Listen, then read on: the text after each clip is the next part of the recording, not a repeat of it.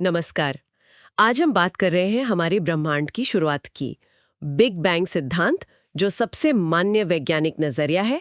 इस पर विकिपीडिया का लेख हमारे सामने है, तो कोशिश रहेगी कि इस जटिल विषय को थोड़ा आसान बनाया जाए, समझें कि ये सब कैसे शुरू हुआ।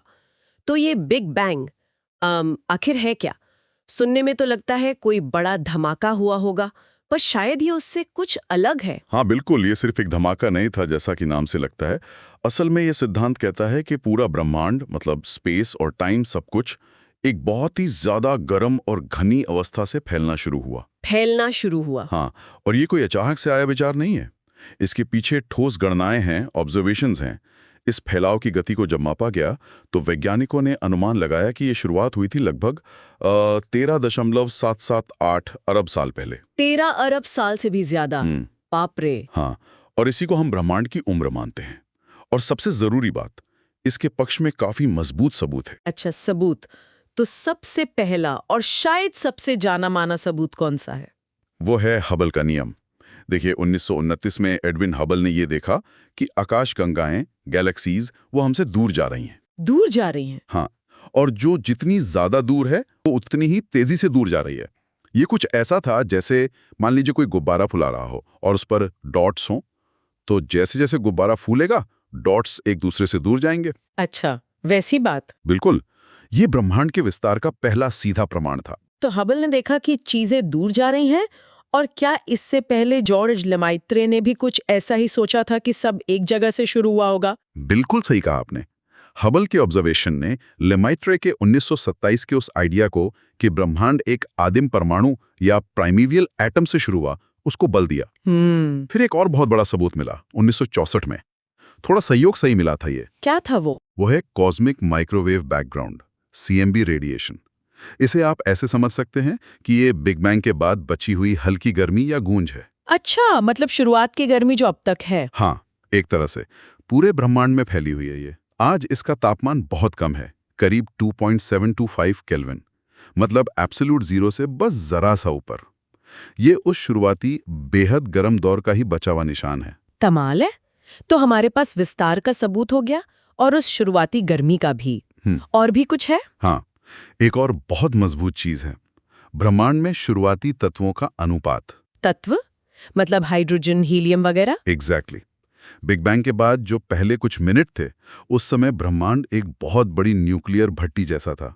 इसे कहते हैं बिग बैंग न्यूक्लियोसिंथेसिस। न्यूक्लियोसिंथेसिस? हाँ, इसमें सबसे हल्के तत्व बने हाइड्रोजन, हीलियम और बहुत थोड़ी मात्रा में लिथियम। अब मजे की बात यह है कि मॉडल जितनी मात्रा में इन तत्वों के बनने का अनुमान लगाता है, खासकर ड्यूटेरियम जो हाइड्रोजन का ही एक आइसोटोप है, हाँ। वो मात्रा आज हम ब्रह्मांड में जो देखते हैं उससे गजब का मेल खाती है।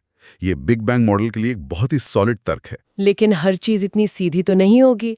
मैंने कुछ प्रॉब्लम्स के बारे में भी सुना है, जैसे होराइजन प्रॉब्लम और फ्लैटनेस प्रॉब्लम। ये क्या है? हाँ, बिल्कुल सही। कुछ पहेलियां थी शुरुआत में।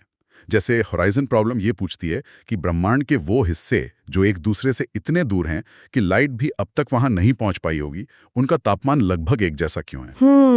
ये तो अजीब है। और फ्लैटनेस प्रॉब्लम ये है कि हमारा ब्रह्मांड इतने बड़े स्केल पर ज्यामितीय रूप से सपाट यानी फ्लैट क्यों है, उसमें कोई बड़ा कर्वेचर क्यों नहीं दिखता। इन मुश्किलों को सुलझाने के लिए ही कॉस्मिक इन्फ्लेशन का आइडिया आया। इन्फ्लेशन? महंगाई वाला इन्फ्लेशन? नहीं नहीं, यहां इन्फ्लेशन का मतलब है बहुत तेजी से फैलना, एक्सपोनेंशियल एक्सपेंशन। अच्छा, बहुत तेजी से।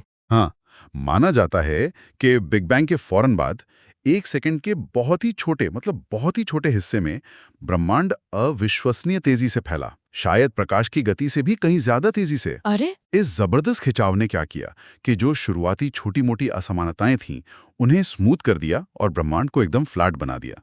जैसे आप किसी सिकुड़े हुए गुब्बारे को तेजी से फुला दें तो उसकी सतह एकदम सपाट लगने लगती है ना। हाँ, समझ गए। कमाल का आइडिया है ये तो। अच्छा, तो ये तो हुई शुरुआत की बात। आज का ब्रह्मांड कैसा है? ये जो हम देखते हैं, तारे, ग्रह, ये सब कितना हिस्सा है पूरे ब्रह्मांड का? ये जानकर अक्सर लोगों को हैरानी होती है। हम जो कुछ भी देख सकते हैं, महसूस कर सकते हैं, तारे, ग्रह, गैलेक्सीज, हम और आप, ये सब मिलकर ब्रह्मांड का सिर्फ 5% से भी कम है। क्या? सिर्फ 5%? तो बाकी 95% क्या है? उसमें से लगभग 27% है डार्क मैटर। Dark matter? हाँ, ये एक ऐसा रहस्यमयी पदार्थ है जिसे हम देख नहीं सकते।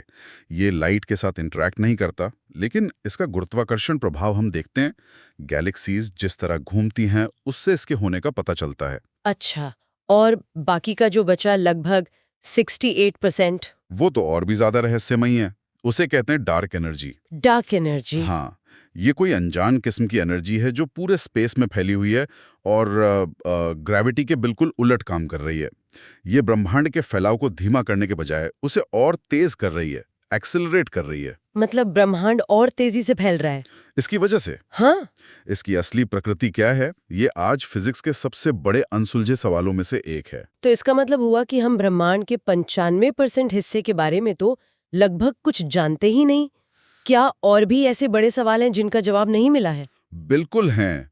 एक बड़ा सवाल है बैरियन एसिमेट्री, मतलब ब्रह्मांड में मैटर यानी पदार्थ एंटी मैटर से इतना ज्यादा क्यों है। हाँ, मैंने सुना है कि शुरुआत में दोनों बराबर बने होंगे। बिल्कुल, थ्योरी यही कहती है कि शुरुआत में मैटर और एंटी मैटर बराबर मात्रा में बने होंगे। तो फिर आज सिर्फ मैटर ही क्यों बचा? एंटी मैटर कहाँ गया? फिर ये सवाल कि डार्क मैटर असल में किस कण से बना है? डार्क एनर्जी का असली सोर्स क्या है? इन सवालों के जवाब खोजना ही आज एस्ट्रोफिजिक्स और कॉस्मोलॉजी का, मतलब ब्रह्मांड विज्ञान का मुख्य काम है। तो अगर हम सब बातों को समेटें तो बिग बैंग मॉडल हमें यूनिवर्स की शुरुआत और उसके विकास की अब तक की सबसे कामयाब तस्वीर देता है, और इसके पक्ष में बहुत सारे अलग अलग तरह के सबूत भी हैं। हाँ, और मजे की बात यह है कि बिग बैंग नाम तो मजाक में रखा गया था, है ना? फ्रेड हॉयल ने, जो खुद इस थ्योरी को नहीं मानते थे। हाँ, ये बात सही है। उन्होंने थोड़ा मजाक उड़ाने के लहजे में ये टर्म इस्तेमाल किया था, पर देखिए, नाम भी चल गया और थ्योरी भी। सही में। हाँ, तो भले ही इसमें अभी भी बहुत से रहस्य हैं, अनसुलझी पहेलियां हैं, लेकिन ये मॉडल ही हमारी आज की समझ का आधार है, फाउंडेशन है। और ये हमें कुछ बहुत गहरे सवालों पर सोचने के लिए छोड़ जाता है, जैसे कि क्या बिग बैंग से पहले भी कुछ था? या फिर ब्रह्मांड का अंतिम भविष्य, अल्टीमेट फेट क्या होगा? क्या ये हमेशा ऐसे ही फैलता रहेगा या कभी वापस सिकुड़ेगा? हाँ, ये सोचने वाली बातें हैं। बिल्कुल, ये वो सवाल हैं जो हमें इस विशाल ब्रह्मांड में अपनी जगह के बारे में सोचने पर मजबूर करते हैं।